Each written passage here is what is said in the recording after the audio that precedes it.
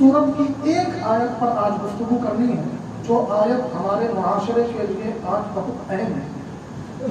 कुरान करीम चूंकि हर दौर के लिए आया है, हर ज़माने के लिए आया है, हर इलाके और हर मुल्क के लिए आया है, तो कुरान करीम से जिस तरह भी हमें रहनुमाई मिलती हो, हमारे लिए ये लाजिम और ज़रूरी है कि हम उससे रहनुमाई हासिल करें। कुरान करीम ने ज़िंदगी का मुकम्मल नक्शा खींच करके हमें समझा दिया कि हमें ज़िंदगी कैसे गुजारनी है। अल्लाह ने इस सूरत में एक आयत दी है, और ये अंदाज अल्लाह ने पूरे कुरान करीम में सिर्फ इसी जगह इख्तियार किया है। अल्लाह अपने मोमिन मर्दों से, मेल कम्युनिटी से, और मोमिना औरतों से, फीमेल कम्युनिटी से खिताब कर रहा है, उनको हुक्म दे रहा है। और हुक्म का जो अंदाज है वो सिर्फ इसी सूरत में, इससे पहले अल्लाह जहाँ भी बात करता था तो सिर्फ मोमिनीन कह देता था, उसमें मेल और फीमेल दोनों कम्युनिटी के लोग आ जाते थे। लेकिन ये बात इतनी संगीन और इतनी अहम है कि अल्लाह ने दोनों को अलग अलग से हुक्म दिया। पहली आयत अल्लाह ने मर्दों को हुक्म दिया, कुल लिल मुमिनीना यगुद्दू मिन अबसारिहिम व यहफज़ू फुरूजहम, कि ऐ महबूब आप मोमिन मर्दों से ये कह दें कि वो अपनी नजरें झुका करके रखें, व यहफज़ू फुरूजहम, और अपने प्राइवेट पार्ट्स को प्रोटेक्ट करें, शर्मगाहों की हिफाजत करें।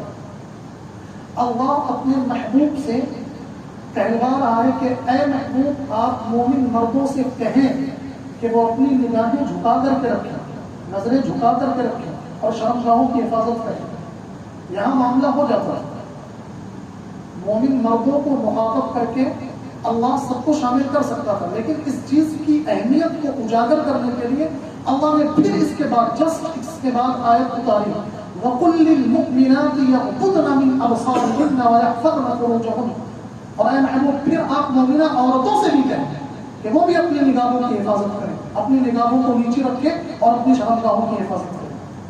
चूंकि मुआशरा कोई भी अच्छा होता है या बुरा होता है, उसमें मर्दों और औरतों की बराबरी की शिद्दत होती है। कोई भी मुआशरा सिर्फ औरतों से नहीं निकलता, कोई भी समाज सिर्फ औरतों से खराब नहीं होता, कोई भी समाज सिर्फ औरतों की वजह से राह रास्त से नहीं हटता।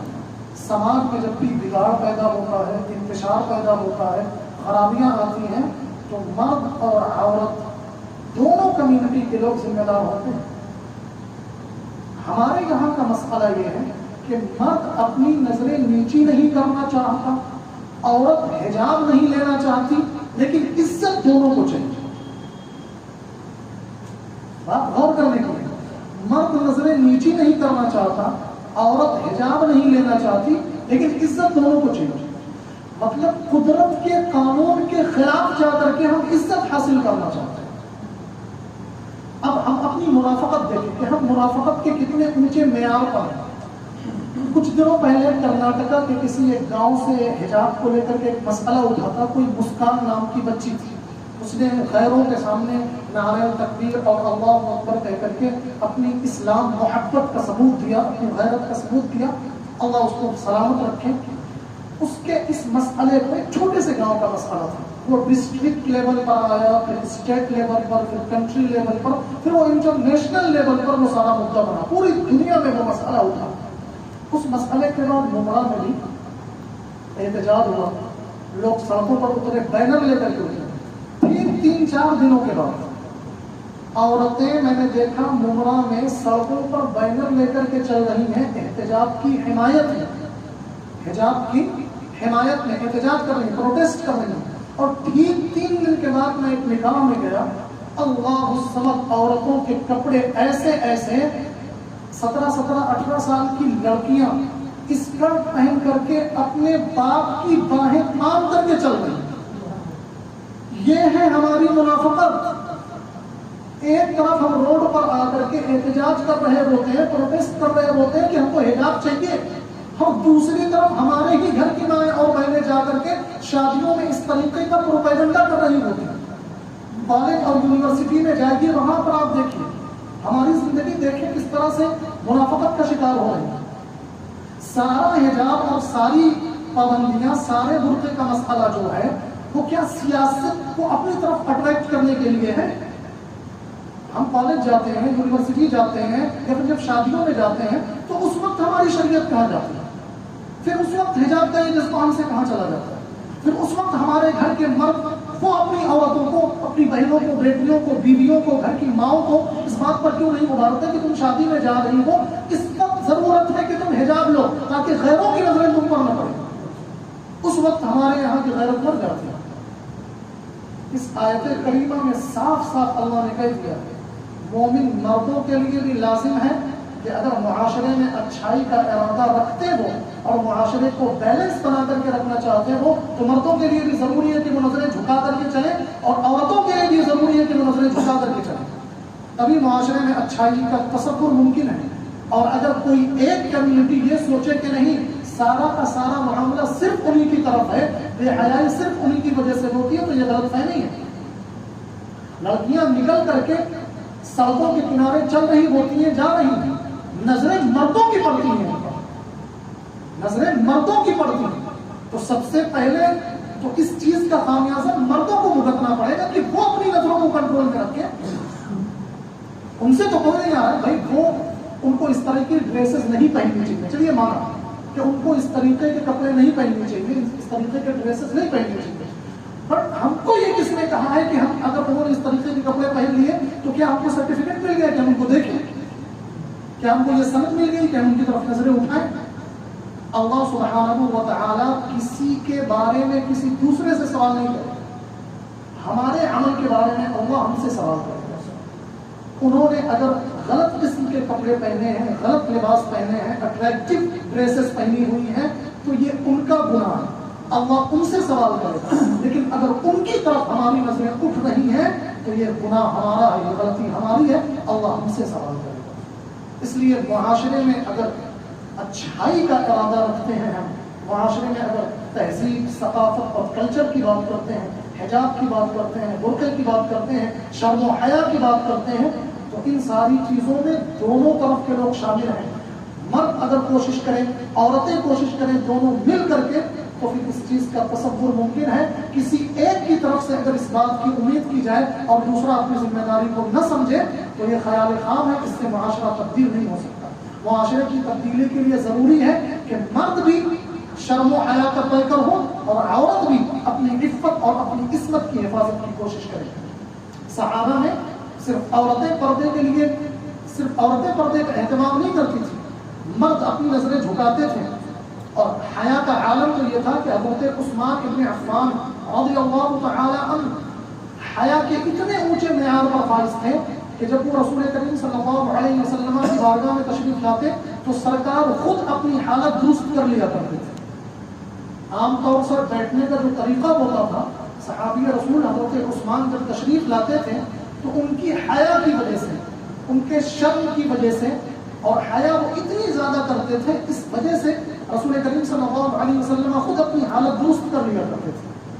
تو اس دور میں صحابہ کے یہاں تو حیا کا یہ معیار تھا کہ مردوں کی محفل اور مردوں کی مجلس میں بھی اگر کوئی بیٹھتا تھا تو زبان پر کنٹرول ہوتا تھا، بیٹھنے کے طریقے پر کنٹرول ہوتا تھا، بولنے کے طریقے پر کنٹرول ہوتا تھا۔ آج تو ہمارے یہاں بے دریغ، اور یہ کسی ایک کے گھر کا مسئلہ نہیں ہے، یہ سارے اس وقت ساری امت کا یہ مسئلہ ہے۔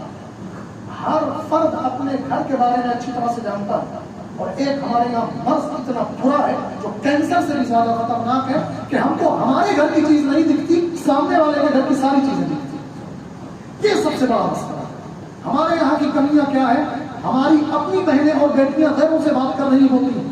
ہمارے یہاں بھابھی کا دیور سے پردے کا کوئی تصور نہیں ہے، اور جیجا کا سالی سے پردے کا کوئی تصور نہیں ہے، جوان سسر کا بہو سے پردے کا کوئی تصور نہیں، جوان ساس کا داماد سے پردے کا کوئی تصور نہیں ہے۔ لیکن یہ ساری چیزیں ہمارے اپنے گھر کی ہم کو نظر نہیں آتی، دوسرے کے گھروں کی ہم کو فوراً نظر آ جاتی ہے۔ اللہ جانے ہماری آنکھوں میں کون سا دوربین ایسا لگا ہوا ہے کہ وہ قریب کا نہیں دکھتا، وہ دور کا برابر دکھتا ہے۔ یہ سب سے بڑا درد ہے، یہ سب سے بڑا المیہ۔ اللہ سبحانہ و تعالیٰ پہلے ہم سے ہماری ذمہ داریوں کے بارے میں پوچھے گا، اور رسول کریم صلی اللہ علیہ وسلم کی حدیث مبارکہ کا مفہوم ہے کہ ہر فرد جو گھر کا ذمہ دار ہوتا ہے اس سے اس کے ماتحت کے بارے میں سوال کیا جائے گا۔ مثال کے طور پر والد ہے نا، جو گھر کا گارجین ہے، ذمہ دار ہے، اب اس سے پورے گھر کے بارے میں سوال ہوتا ہے۔ اہلیہ کیا کرتی تھی، نماز پڑھتی تھی یا نہیں پڑھتی تھی، بچے کیا کرتے تھے، نمازی تھے یا نہیں تھے، اسکول جاتے تھے وہاں کی کارگزاریاں کیا تھی، بچوں میں دینداری کتنی تھی، یہ ساری چیزیں ان سے تو سوال ہوگا ہی ہوگا۔ گھر کا جو ذمہ دار ہے اللہ اس سے بھی سوال کرے گا۔ تو بحیثیت ذمہ دار ہم اپنی کتنی ذمہ داری ادا کر رہے ہیں، اس پر توجہ کی ضرورت ہے۔ تو معاشرہ اگر تہذیب اور ثقافت کے دائرے میں لانا ہے تو مرد اور عورت دونوں کو اس آیت کریمہ کی روشنی میں قل للمؤمنین یغضوا من ابصارهم ويحفظوا فروجهم اور وقل للمؤمنات یغضضن من ابصارهن ويحفظن فروجهن، مردوں کو بھی اپنی نظریں جھکانی ہوں گی، عورتوں کو بھی اپنی نظریں جھکانی ہوں گی۔ عورتیں حجاب کر کے معاشرے کو ستھرا بنانے کی کوشش کریں اور مرد اپنی نظریں جھکا کر کے معاشرے کو ستھرا بنانے میں اپنا حصہ ڈالیں، ورنہ حالات اتنے سنگین ہیں، اتنے خراب ہیں۔ ابھی فروری، مارچ اور یہ اپریل میں ہم داخل ہو گئے، 2.5 مہینے سے بھی کم کا وقت ہوا ہے، تقریباً 3000 مسلم لڑکیوں نے مہاراشٹرا میرج رجسٹریشن آفس میں غیر مسلموں سے شادی کے لیے رجسٹریشن کروایا۔ فروری، مارچ اور یہ اپریل کے آج کچھ 5-6 تاریخ ہے، 6 تاریخ، 2.5 مہینہ سے بھی کم وقت میں صرف مہاراشٹر میں مسلم لڑکیوں نے تقریباً 3000 لڑکیاں ایسی ہیں جنہوں نے مہاراشٹر رجسٹریشن آفس میں، میرج رجسٹریشن آفس میں جا کر کے رجسٹریشن کروایا ہے نان مسلم لڑکوں سے شادی کرنے کے لیے، چونکہ اس میں پروسیجر لمبا ہوتا ہے۔ کسی بھی مسلم کو اگر کوئی دوسرا دھرم اپنانا ہے تو اس کے لیے بھی اس وقت اس ملک میں تقریباً 5 سے 6 مہینے کا وقت لگتا ہے۔ کوئی دوسرے دھرم کا مسلمان ہو اس وقت تو اس چیز کا تصور دماغ سے نکال دیں۔ اتنی سخت حکومت نے پابندیاں لگائی ہیں کہ مذہب تبدیل کرنا کسی اور کے لیے کہ وہ اپنا دھرم چھوڑ کر اسلام اپنائے، مجھے لگتا ہے کہ یہ تو لوہے کا چنا چبانے کے برابر ہے۔ لیکن ایک مسلمان بھی اگر کوئی دوسرا دھرم اپناتا ہے نا تو اس کو بھی لیگلی کم سے کم 5 سے 6 مہینے کا وقت لگتا ہے۔ اور شادی بیاہ میں یہ ساری چیزیں رجسٹریشن آفس میں رجسٹرڈ ہوتی ہیں، اس کے بعد یہ سارے معاملے ہوتے ہیں۔ یہ تو 3 مہینے سے بھی کم کا ڈیٹا رہا۔ 2015 سے لے کر 2022 تک پورے انڈیا میں تقریباً 8 لاکھ سے زیادہ مسلمان لڑکیوں نے نان مسلم لڑکوں کے ساتھ رجسٹریشن کروایا 2015 سے 2022 کے بیچ میں۔ اور یہ وہ آنکڑا ہے جو رجسٹرڈ ہوا ہے۔ اور گاؤں دیہات کی لڑکیاں تو اتنی پڑھی لکھی نہیں ہوتی، وہ کسی بھی رام لال اور مکیش اور کملیش کے چکر اور جھانسے میں آ کر کے نکل گئی تو نکل گئی، ان کا تو رجسٹریشن بھی نہیں ہوتا۔ اس میں کسی کا قصور نہیں، قصور ہمارا، ہماری تربیت کا، ہمارے ماحول کا۔ آج ماؤں کو خبر نہیں، 14 سال 15 سال کی عمر کی بچی ہے، ہاتھ میں اینڈرائڈ سیٹ، بڑا فون، کہاں آ رہی ہیں، کہاں جا رہی ہیں، سہیلی کے نام پہ کس سے ملاقات ہو رہی ہے، پڑھائی کے نام پر کس کے گھر جا رہی ہیں، کالجز میں ان کے دوست میل ہیں فیمیل ہیں، فیمیل میں مسلمس ہیں نان مسلمس ہیں، میل میں مسلمس ہیں نان مسلم ہیں، یہ ہماری ماں پوچھتی تک نہیں۔ ہمارے یہاں اس چیز کا کوئی تصور ہی نہیں۔ اور مخلوق تعلیم ہے، چونکہ تعلیم ایک ایسی چیز ہے، ایجوکیشن ایک ایسی چیز ہے، اس سے نا بہت زیادہ ایموشنلی بلیک میل کیا جاتا ہے، وہ سیدھا دل پر اس کی مار پڑتی ہے کہ پڑھیں گے نہیں تو بڑھیں گے کیسے، پڑھیں گے نہیں تو بڑھیں گے کیسے۔ اس نعرے نے ہمارے معاشرے کو بالکل تاراج کر کے رکھ دیا، تباہ کر کے رکھ دیا۔ یقیناً پڑھیں۔ اسلام تعلیم کے حوالے سے مرد اور عورتوں کی تفریق نہیں کرتا، دونوں کو برابری کے حقوق دیتا ہے تعلیم کے حوالے سے۔ اقرأ باسم ربک الذی خلق، یہ آیت صرف مردوں کے لیے نہیں آئی، اس میں عورتیں بھی شامل ہیں۔ اور قل هل يستوي الذین یعلمون والذین لا یعلمون، یہ جو علم کی جتنی فضیلتیں قرآن میں جہاں بھی آئی ہیں وہ صرف مردوں کے لیے نہیں آئی، اس میں عورتیں بھی شامل ہیں، دونوں کمیونٹی کے لوگ شامل ہیں۔ بٹ اسلام نے ہر حال میں پردے کے اہتمام کی بات کی ہے، تربیت کی بات کی ہے، اور ہماری ماؤں کے یہاں تربیت کا یہ عنصر بالکل ختم ہے۔ ابھی بھی وقت ہے، بچی 5 سے 6 سال کی ہو تو اس کے لباس پر غور کریں، اس نے کیا پہنا ہے، حجاب لیا ہے یا نہیں لیا، باہر جا رہی ہے دکاندار سے کسی بھی طریقے کا کوئی سودا سامان لینے تو دکاندار سے ڈسٹینس مینٹین کر کے رکھے، good touch bad touch, good behaviour bad behaviour, ان ساری چیزوں کے بارے میں اس کو بتایا جائے۔ اسکول میں اس کے دوست کیسے ہیں، اس کا سوال کیا جائے جب وہ اسکول سے آگے بڑھے کالج پہنچے تو وہاں اس کی دوستی کن لوگوں سے. ماں کی یہ ذمہ داری ہے کہ یہ سوال کرے اور ہم اپنے معاشرے کا اپنے گھر کا ماحول اس طریقے کا بنائیں کہ جب بچہ بولنے کے قابل ہو اس کے دل و دماغ میں اور زبان پر اللہ بٹھا لیں, اس کی زندگی میں ہم اللہ کا خوف شامل کریں.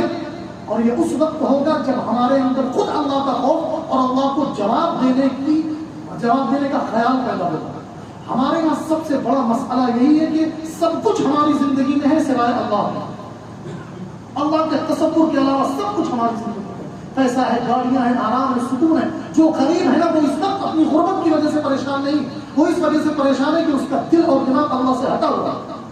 اور جو امیر ہے وہ صرف اپنی دولت کی وجہ سے اطمینان و سکون کے ساتھ وہ ہماری نظروں تک چھلاوا ہے, وہ بھی کہیں نہ کہیں پریشان ہے اور اس کی بھی پریشانی کا سبب یہی ہے کہ اس کے دل اور دماغ سے اللہ ہٹا ہوا. تو ہمارے معاشرے کا ہر طبقہ بنیادی طور پر نقصان کا اس وجہ سے شکار ہے کہ زندگی میں اللہ کا کوئی تصور نہیں.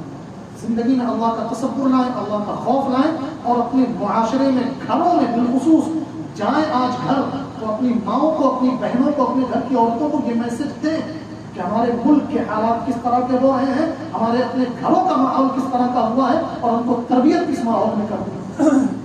اور یہ صرف تقریروں سے نہیں ہونے والا ہے, اب گراؤنڈ لیول پر اتر کر زمینی سطح پر کام کرنے کی ضرورت